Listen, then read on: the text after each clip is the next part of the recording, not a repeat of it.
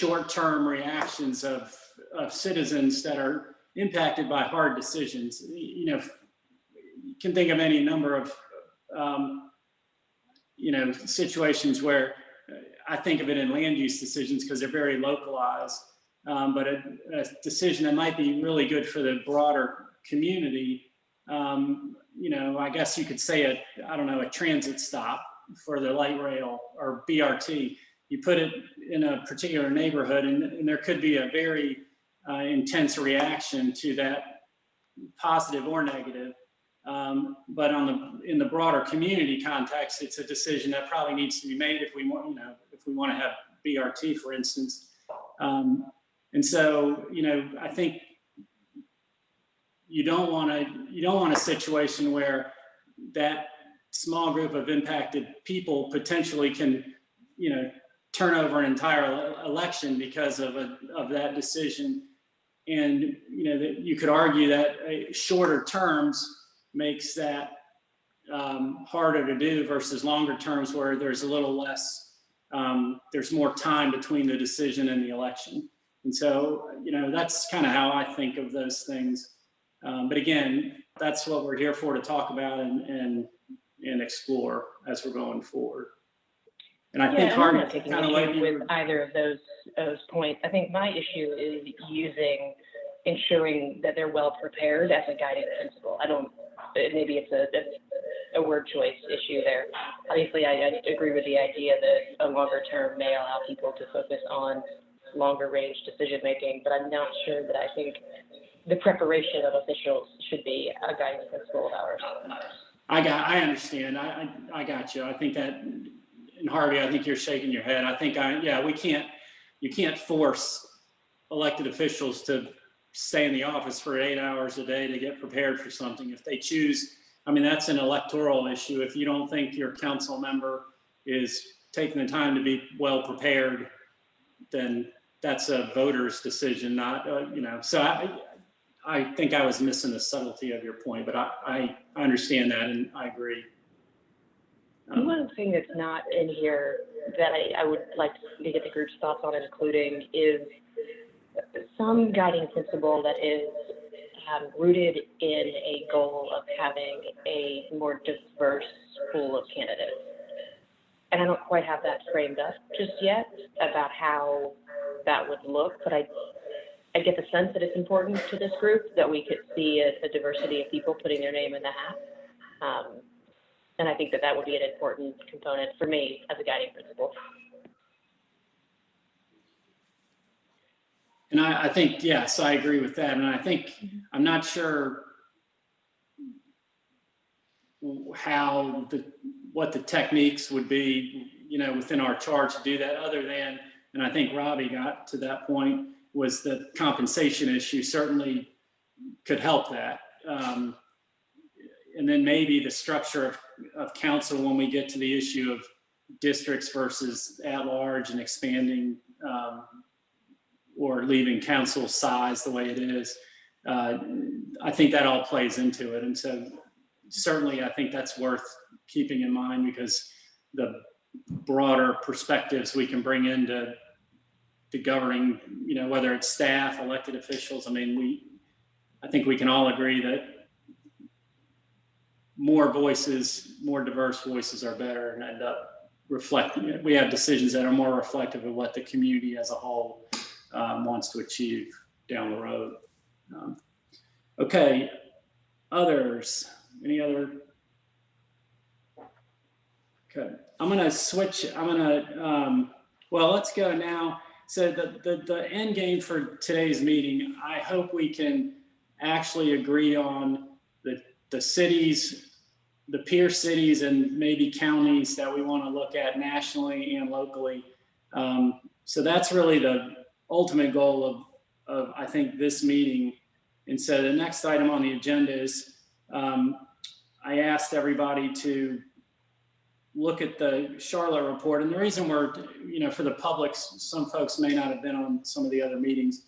The reason we're we're talking about the Charlotte report is the Charlotte City Council appointed a similar group about 2 years ago, and they completed their work in November and made recommendations to the city of Charlotte. And their council right now is deliberating this. So they've done research, and it's very similar to the charge that the Raleigh City Council gave this group. And so rather than reinventing the wheel in certain aspects, that's why we're referring to this report. And there's a link to the report in the agenda, again, for members of the public that are on the call. There's a link to the report in the agenda that's available on board docs for folks if they want to look at it. So going back to our homework, let's go through, and are there specific cities that the Charlotte group studied that we want to study, and are there cities that we think are not relevant that we should drop?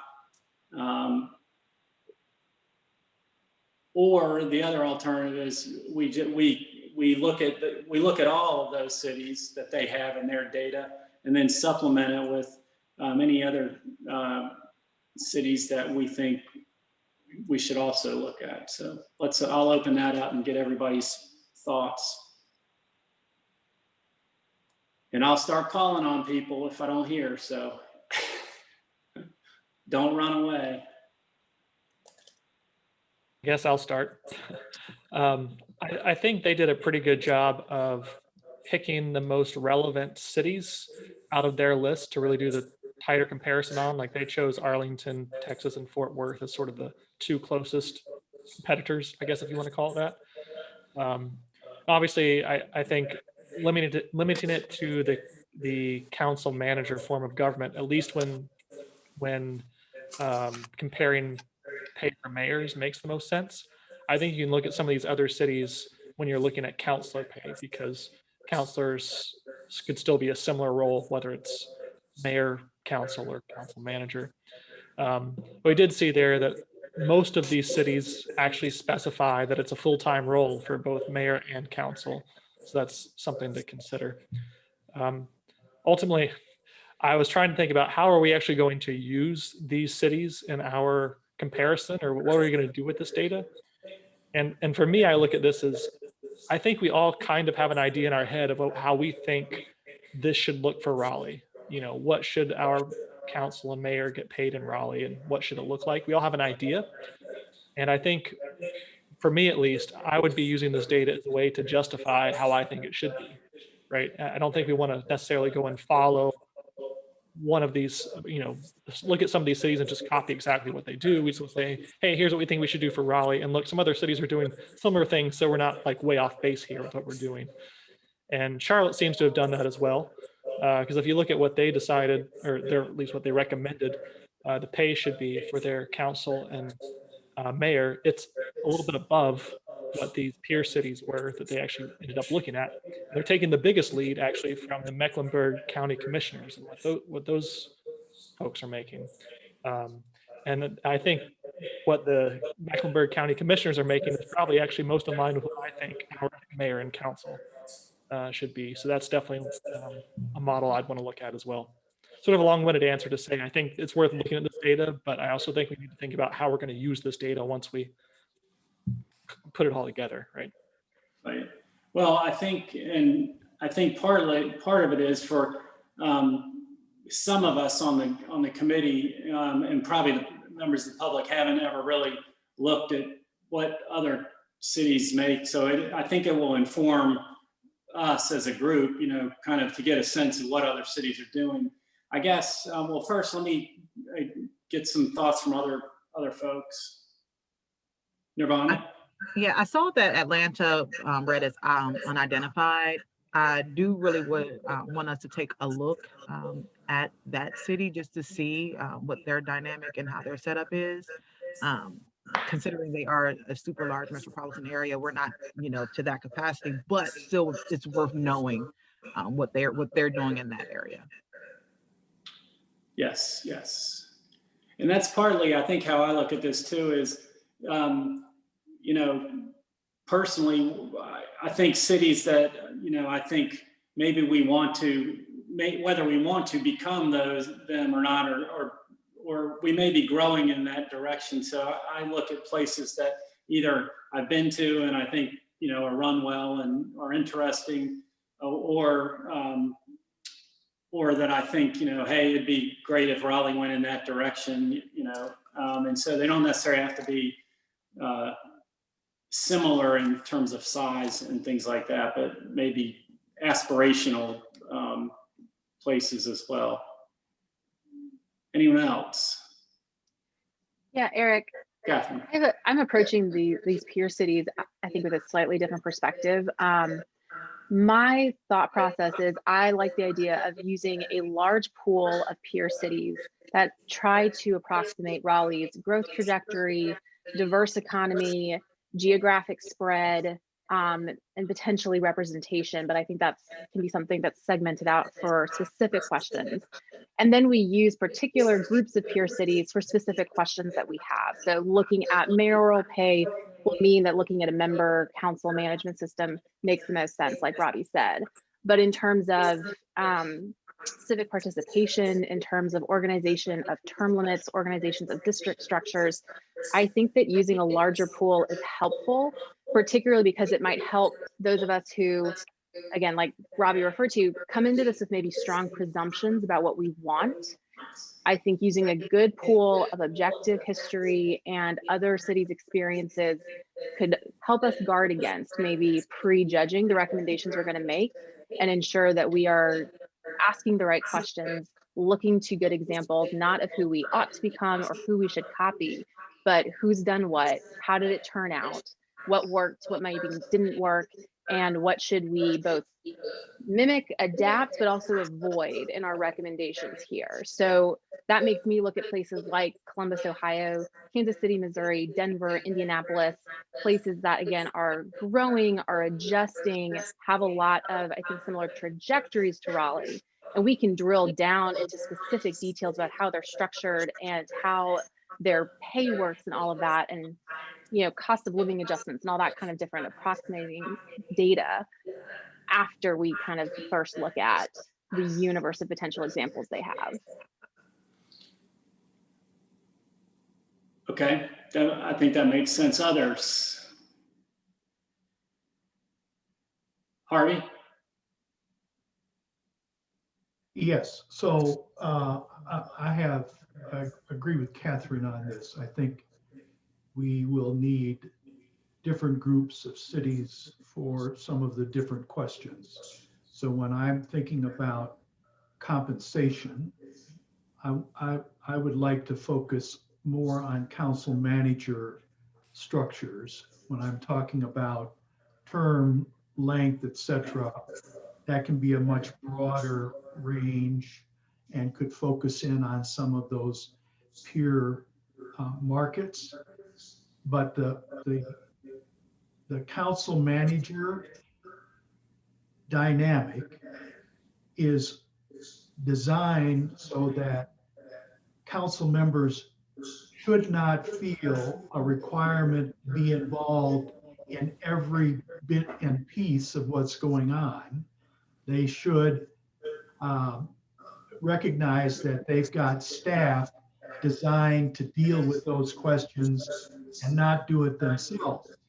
So part of this request for more funding, in my thinking, is predicated by council members who may be driven to thinking about their role in a broader context than it maybe is by design. So I like looking at what council managers set up are, as opposed to using the broader list, which Charlotte put both of them in the same bucket. And I think there's some value in putting some in one bucket and some in the other bucket so you can compare. But I do think the council manager versus the council mayor form of government is substantively different in design and therefore should be different in what is expected of council members.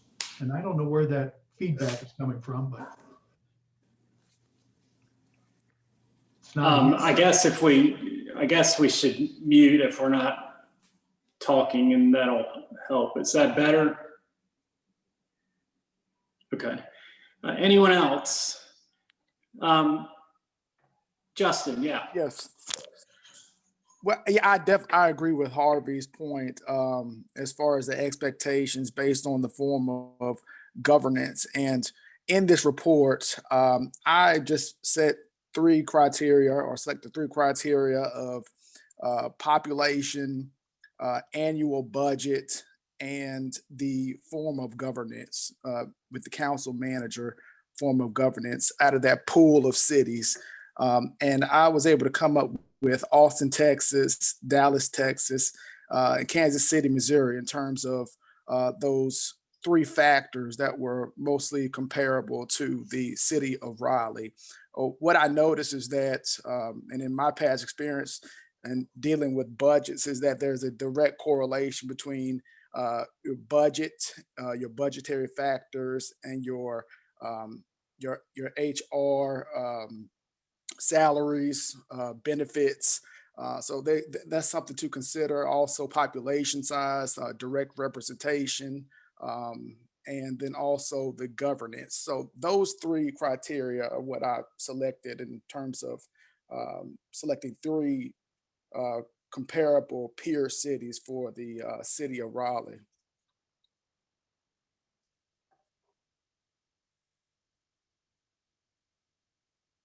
I think you're muted, Eric.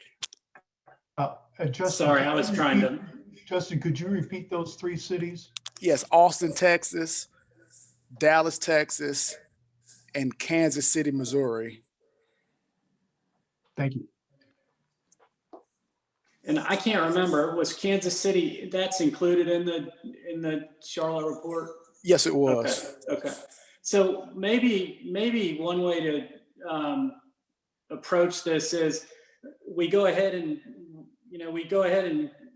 use the data from all the cities that are in the Charlotte report. I mean, they're reference points. Obviously, they're not going to dictate, any of the outcomes. But I think to Catherine's point and Robbie's and others, that allows us to cast a broader net. We can then look at the data specifically that is either included in the report that Charlotte did. We can also, see if we can generate additional information from, those cities if necessary to round out what we're trying to do on the topic that we're discussing at any given point. Does that sound reasonable that we?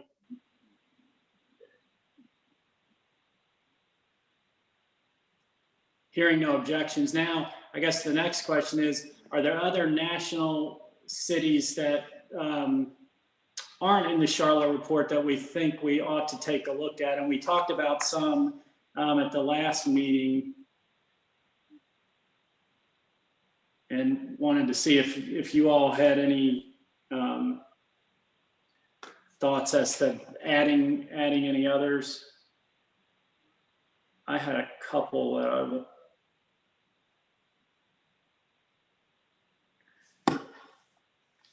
Eric, I had two suggestions Okay. that were discussed in the last meeting. One is El Paso, Texas, partially because it is council managed, which I think is unique amongst some of the other Texas cities, and then Richmond, Virginia, which I think is a useful counterpoint for us, both in terms of size, growth, and diversity, but it doesn't have the massive impact of either military or DC the way that like Arlington, Norfolk, and Virginia Beach do. Okay, I think so that's El Paso and Richmond. Anyone else have additions that they think we ought to look at? Harvey, you're muted. Yeah. So when I looked at the list of the top 30 markets in the country, those that were council manager, the only one that we do not include that's comparable to us in size is Las Vegas. And I don't know that they've got they have a different economy, obviously, but I'm sure they're diverse and they've got a pretty cross section of folks. So I thought Vegas as a council manager form might be a good addition.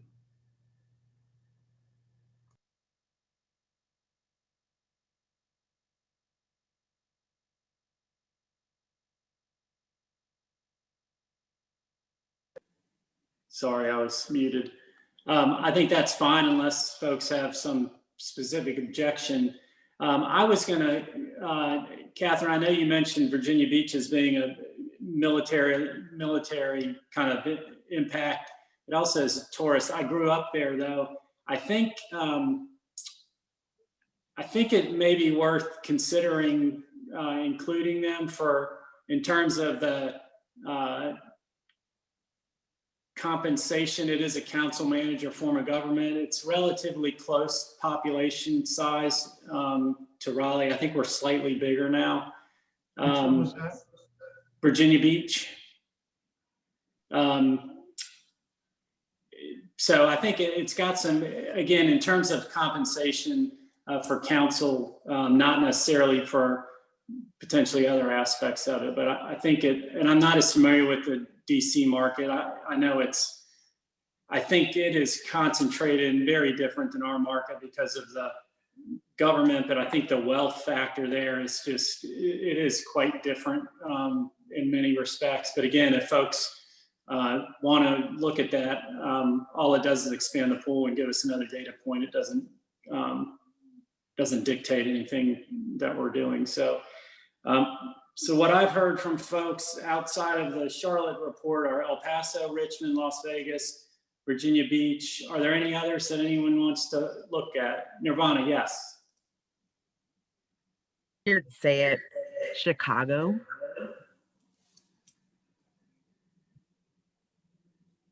I think it's one we should look at. Okay, I think, and that's fine. I think, I believe that's a strong mayor form. So in terms of compensation, it's probably going to be skewed, but it's a data point. So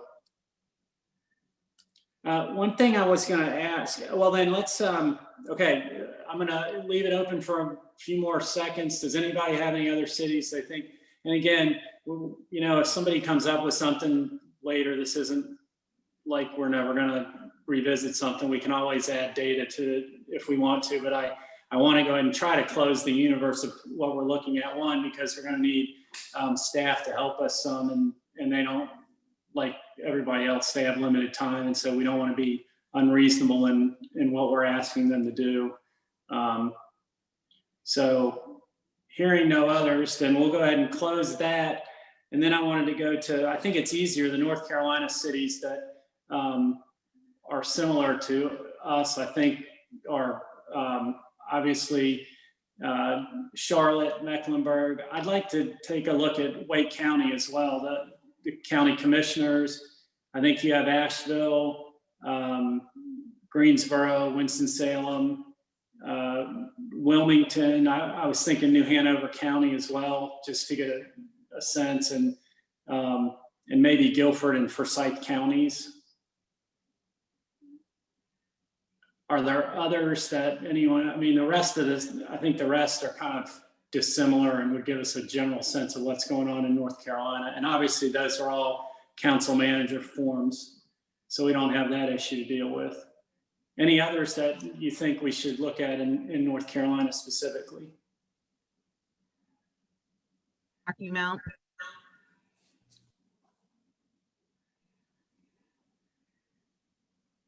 Okay.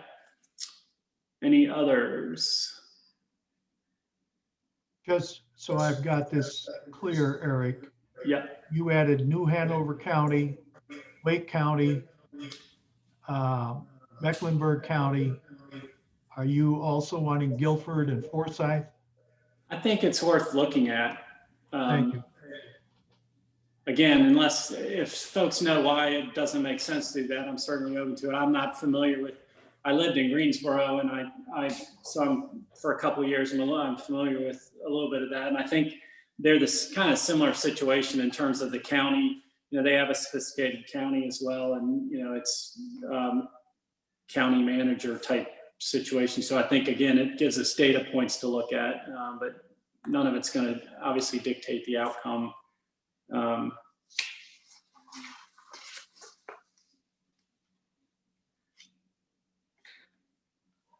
So does that make sense to folks? Are there anything else we want to look at? Because I think that'll give us a good universe of data to look at, and then we can I think as Harvey and others have suggested, we can drill down and fine tune and look at different cities for different aspects, because you'll find, like in Atlanta, it's a strong mayor form of government. So the mayor, those mayors make a substantial amount of money and would probably be way out of the realm of what a council manager form of government would be. But again, it's data to look at and drill down on. So, okay, I think we have that. Yes. Just one question. I know Durham was included on the Charlotte list, but I was curious as to whether it was the city or the county, and I kind of wonder whether we ought not look at both. I totally missed them. I think, yes, both. If I didn't say them, yes, there's no reason not to include those.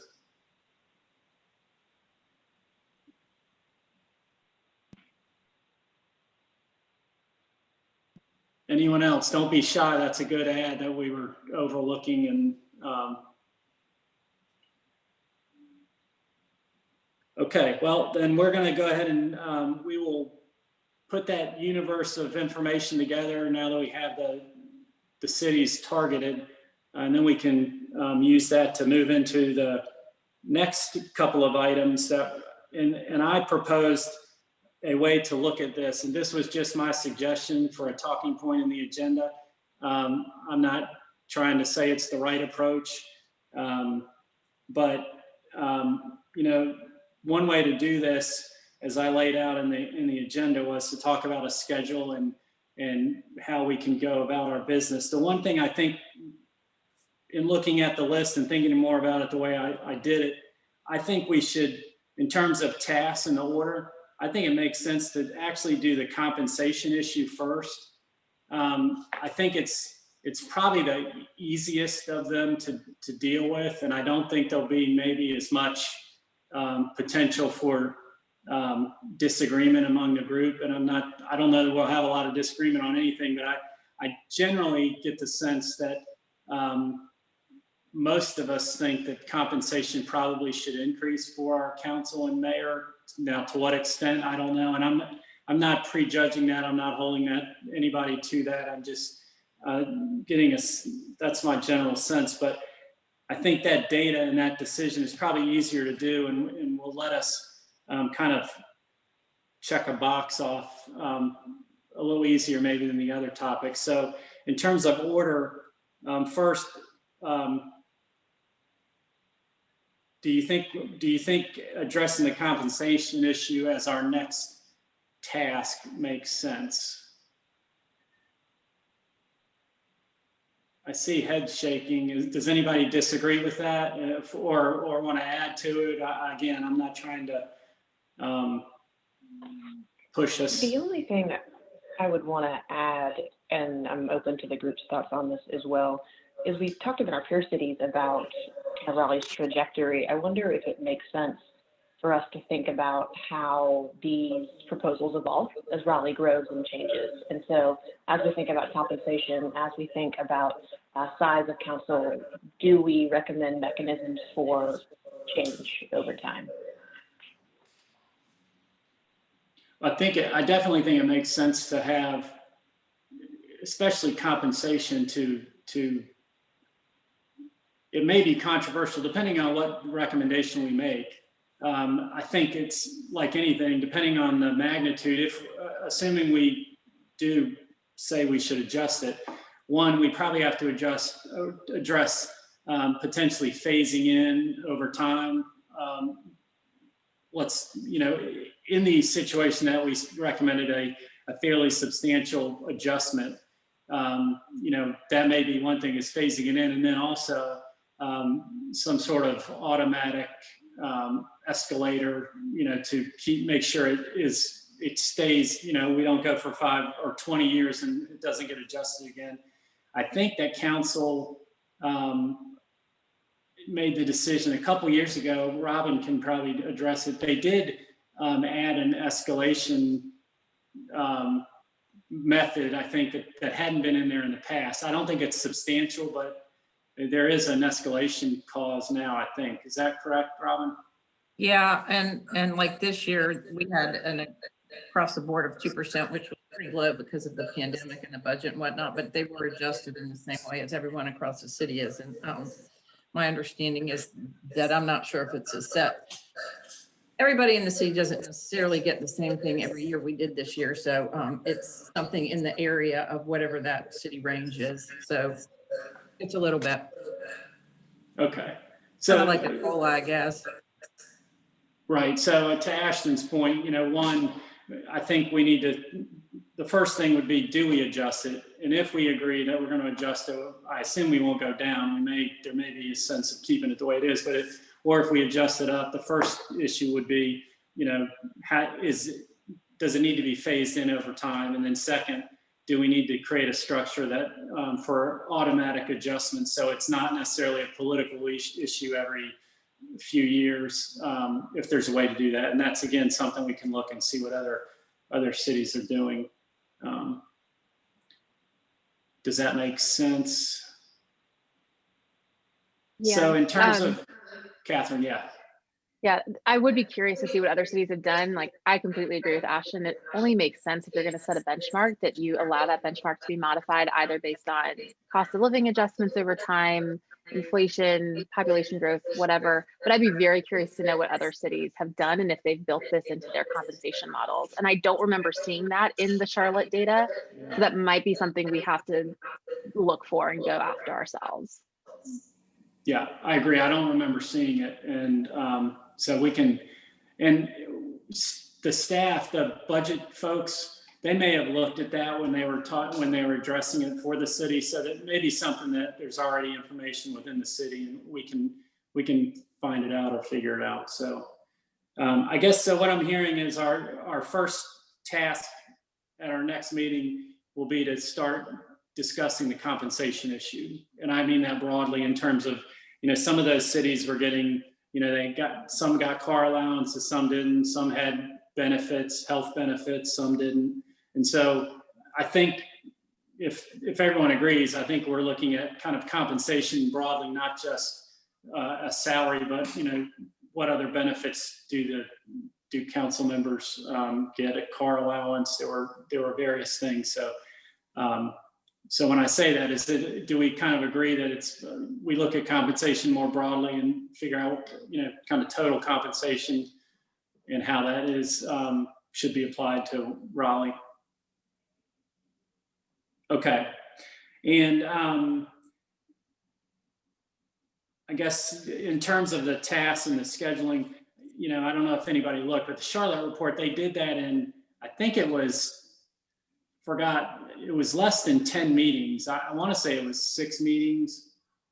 It was 10 meetings. Okay, Harvey's holding up 10. So I tried to use that as a guide. I mean, their report was pretty sophisticated. It looked like they did, quite a bit of research. So I put down kind of estimated meetings that we would address each topic. Again, there's no way to know how long it's going to take. I was just trying to set some expectation for us and the group. And so, all right, we've got task 1. We're going to do compensation. What do you think in terms of sequencing? Are there other thoughts about how to do this? Or the way I had it set up, the next task, if we switch, it would be addressing the 2-year versus 4-year terms and the staggering issue. Hi, Eric. This is Justin Sutton. Yes. One thing that I noticed, which was probably a good model based on this Charlotte report, is that this study, the Charlotte study group worked in close conjunction with their strategy and budget department, the HR, the planning, design, and development department. So I'm wondering if if it would be worthwhile to pull in some of those resources for the subsequent meetings in order to gather or gauge some of the data and to address some of the questions that have been posed in today's meeting also. And as far as the trajectory and looking at our aspirational goals for the city of Raleigh, I'm sure the planning, they have a target benchmark on development resources, things of that nature, design. which will impact population size and growth over the long trajectory, the next 5 years or so. Also, too, with each task in A through D, and in keeping with the, I guess, the recommendations of the Charlotte study group, they brought these tasks or recommendations up for a vote, for an internal vote. Are we going to do something similar to that effect once we've kind of come up with our recommendations and going to have an internal vote? Or what do you suggest? Or what do you think about that strategy? Well, of course, that's up to the group in general. I mean, I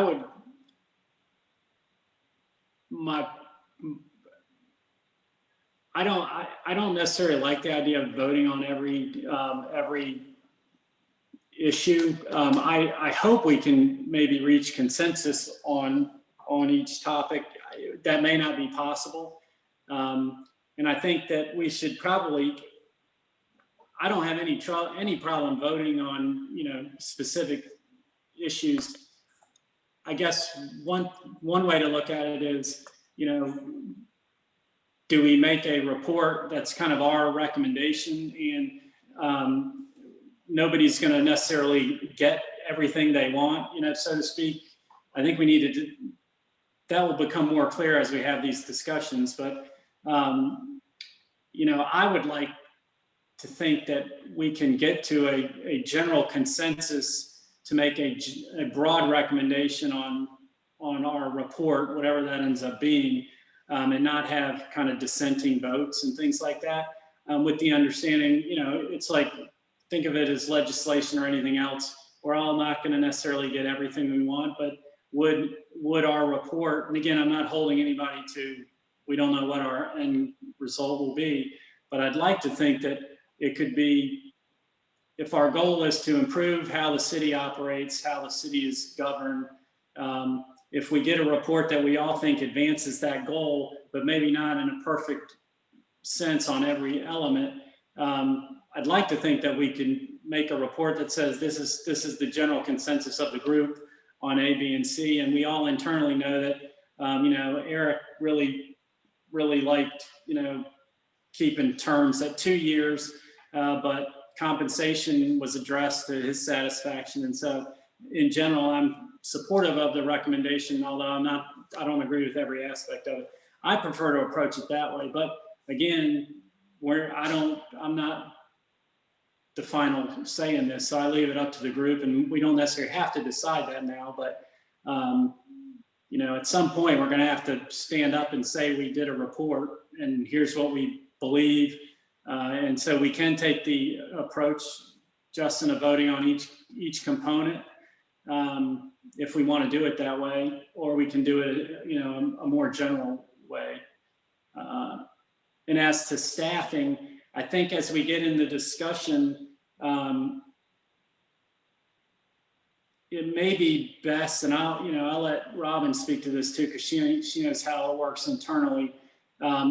If we have specific questions or issues we'd like specific staff or departments to address, I think it'd be better to have those questions sent to the departments and ask them to, rather than having them come to a meeting and us kind of pepper them with questions. And if we have specific issues we want them to address, maybe easier to ask those in writing, send them to the right department and get some information back. And if it means them coming and answering them, personally, that's fine.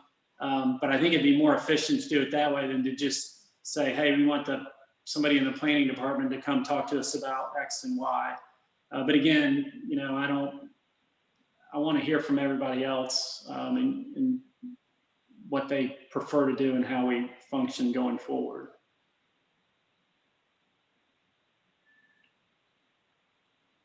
So Robin, do you have a preferred approach if we want information from a specific department? Would it be easier for us to? Yeah, just write down the questions. I mean, that's only fair to them, I mean, what do you need to know? And we'll try to get you the best answers we can get. I mean, I don't know why we do it any other way.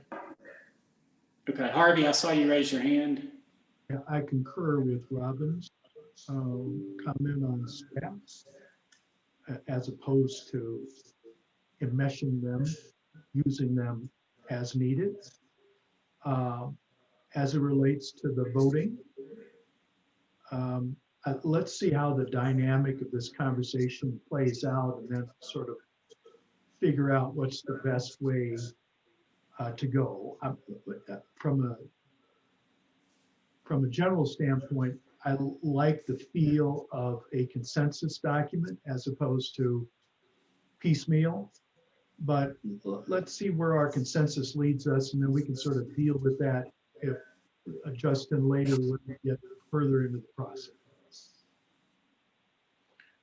Do others have thoughts on that?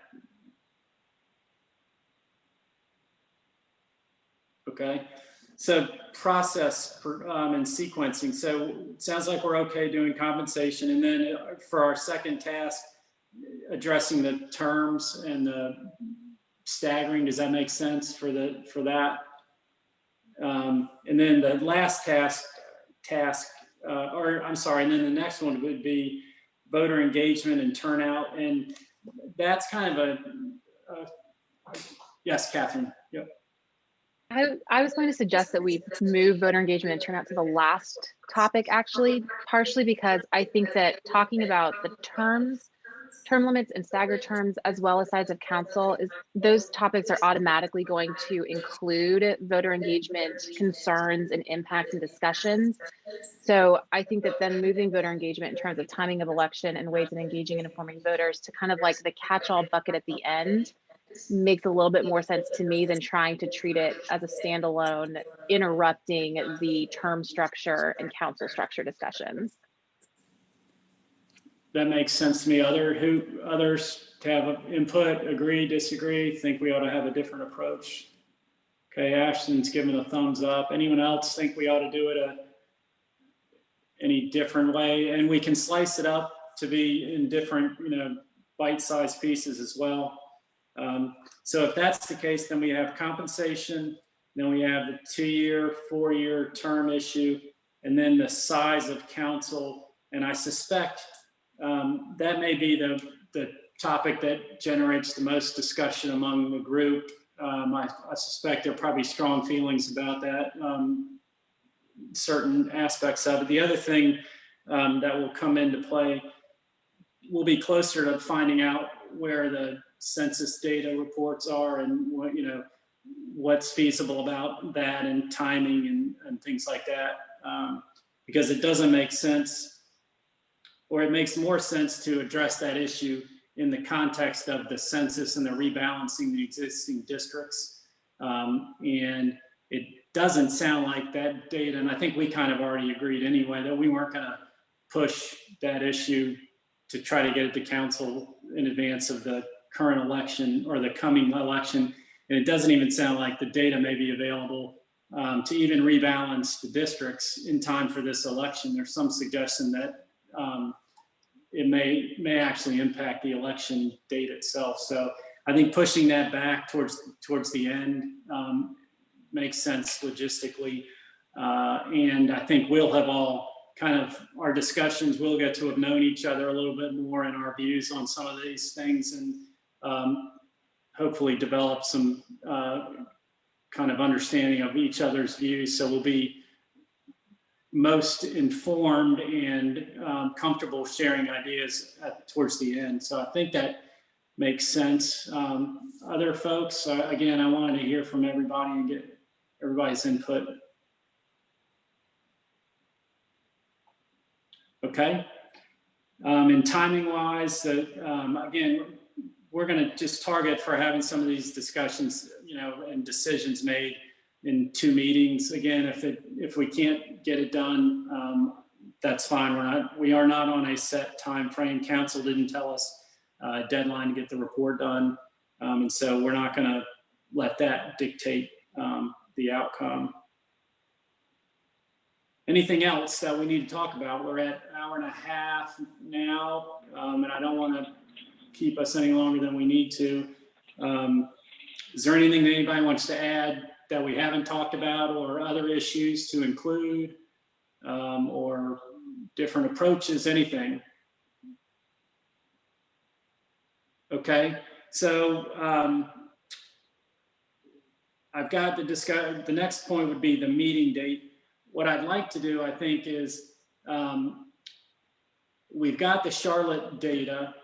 We may need to get a little bit more supplemental information for some of those cities.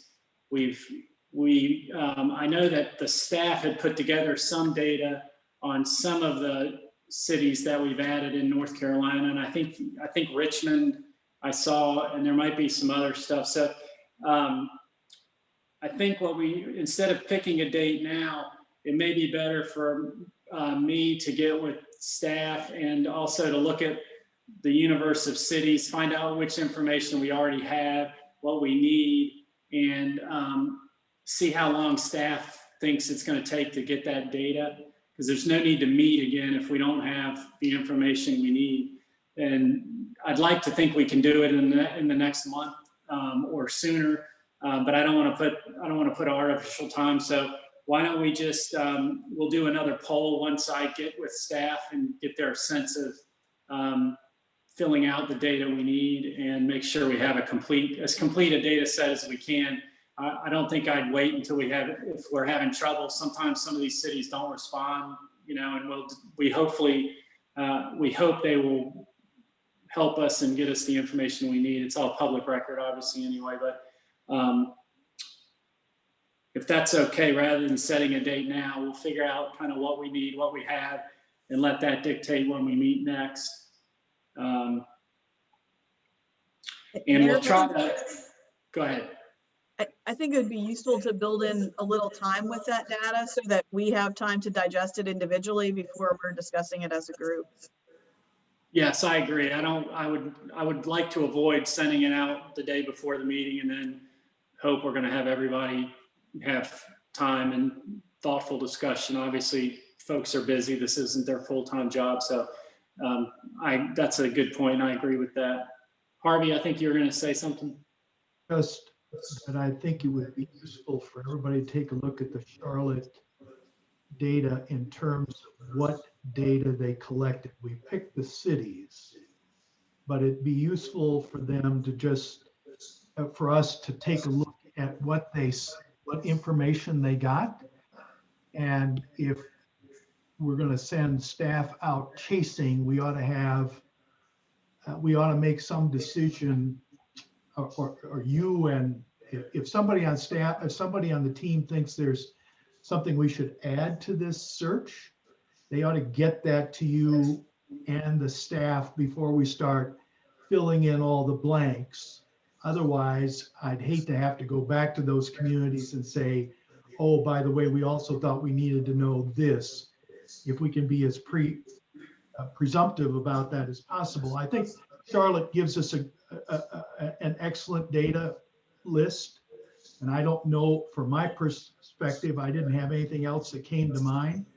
But it would be good for us to take a look at that, not get trapped into sending staff back to go out and do another survey afterward. Yes, I agree. I think we can use the data points that Charlotte grabbed. And again, you can see that some cities didn't respond. I think they said the mayor of Dallas or Austin didn't take a salary. So there's certain weird, odd things that we're just going to have to address. But to Harvey's point, if there are specific issues that you want us to address that kind of aren't included in terms of data, why don't we shoot for today's Monday? If you have additional information or things, or you think of things, if you can get that to me by Friday, I think that would be helpful. And again, we're not going to foreclose, if somebody's really desiring getting some additional information, that's fine. But again, to Harvey's point, we want to be efficient with staff's time. Yes, Harvey. One other thing is that in some of those data points, they asked a lot about support staff, and support staff isn't on our list. Yeah. Now, it's conceivable that we thought support staff might be useful in terms of outreach, and we'd want to include it. So the question is, do we broach that? I just don't feel that that's a space we ought to get into, because it was a political mishmash the last time that they got into that conversation. They settled it, they moved on. I'd like to stick to stuff that we've been asked to do as much as possible, as opposed to get into committee creep. No, I agree with that. And again, if as our discussions evolve and we identify additional topics, I think we can include that in our final report and say, hey, one of the things we identified is, professional staff or support to council members is heavier in some of the cities we looked at. That may be an issue for future discussion or additional discussion. And hey, do you want us to do that, or do you want us to leave it alone? But I agree, we were tasked with some very, pretty specific things to look at, and I think we should stay on track for that. Yes, Robin. I don't know if you're aware of the current staff support that council has. That might be worth knowing before you investigate what else they might need. Yes, that would. Each one of them has an analyst right now. I'm sorry, you broke up. I said all of the council members are assigned to an analyst that actually is staff support. And I mean, Stacy can probably explain that better than I can, because she is one of them. But I was just saying, you might want to know what they're doing now if you broach that subject anyway. Yes. Well, it would be helpful to know regardless, just to know if they each have a full-time staff support, or what the staff support is, just because it's information. But again, I agree. I don't think we should delve into that issue as part of our report. Are there any other things we want to talk about or add? Otherwise, the next agenda, we're going to focus on council compensation and presumably have a full data set to look at. Anything else? Otherwise, I appreciate the time. Eric, yeah, I do have one thing. Yeah. I saw that an email came in from a member of the public with some concern about a conflict of interest around people on this committee potentially running for election at some point. And I wanted to go ahead and put out there that I have no intention of running in 2021. I know there are a couple of people on this group who have run in the past, and I can understand where that concern would come from. So I wanted to personally put that out there and put people's minds at ease. Okay, and I don't know if others want to address that issue. We can't, and Robin can address this too. Technically, there's not any sort of legal conflict of interest, and we can't bar people from running. And folks may not know that they are interested in running right now. Circumstances could change. To the extent there are folks on the group, now that are comfortable, saying that they're not interested in running, they have no intention of running. I'm happy to have folks state that if they're interested, but I don't want people to feel like they have to, because, there's no obligation to do that. I think that we're going to make our reports and objectively do it based on the data that we have, and I'm comfortable people are going to act in the best interest of what they think the city should be doing. But again, if folks want to say they're not going to run, that's fine. Beth, you got your hand up. Yeah, I would just say from my perspective, that's unnecessary. Certainly the General Assembly has set out a process in which sitting city council members can vote on. And so I would just say from my perspective, I do not see a conflict. Well, and for the record, it's definitely not any sort of legal conflict. There may be some perception issue that folks want to consider, as they're going forward. But this isn't any sort of direct action. And it's especially true because it doesn't appear that we're going to be able to make our recommendations in time for this upcoming election anyway. And so, I don't think it's going to, if anybody is planning on running, I don't think there's going to be, our decisions aren't going to probably impact the 2021 election anyway. So if anybody wants to address the issue, that's fine. Nirvana, yeah. I agree that our whatever we provide to them, won't be in enough time, but I do not intend to run. I'm currently elected to something else. But I think one thing you just said a moment ago, perception is key. And the biggest thing is, it may be a small group of people from the public that are on these calls and meetings with us, but that information travels and it carries. And you definitely don't want it to look like people are only on here to set themselves up for future, possibilities to run for the office. So I do think if you know for a fact that you're not running, it is okay to simply say that you're not running. Sure. Robbie? I'll start by saying I don't think there's a huge conflict here if someone were to decide to run, but as someone who has run before, I will say that I will not be running in 2021. Okay. So again, folks, there's not a legal conflict. There may be a perception issue, and that would go to, if somebody decides to run, that's going to go towards, it'll be an election issue that somebody has to address, if they decide to. Robin, do you have anything to add in terms of the conflict issue? I mean, is that generally, are we correct? Yeah, it's not a conflict. It's not a legal conflict in any way. I mean, I suppose if someone got elected, they certainly wouldn't be able to be on this board anymore. But yes, that's true. I mean, there's nothing wrong with, there's no legal conflict in being on any board and commission and actually running for office. But the only thing you would do is surrender your seat if you got elected. And the other point to make that just popped into my head, the way the statute is structured for these things, it gives council the ability to vote on these changes, whatever we make, compensation or the term staggered or in 4-year, council can vote on those directly, and they don't have to send it to a vote of citizens. They have the ability to do it. They can do it either way. And if they chose to vote on it themselves without a referendum, citizens can do a petition that would then convert it to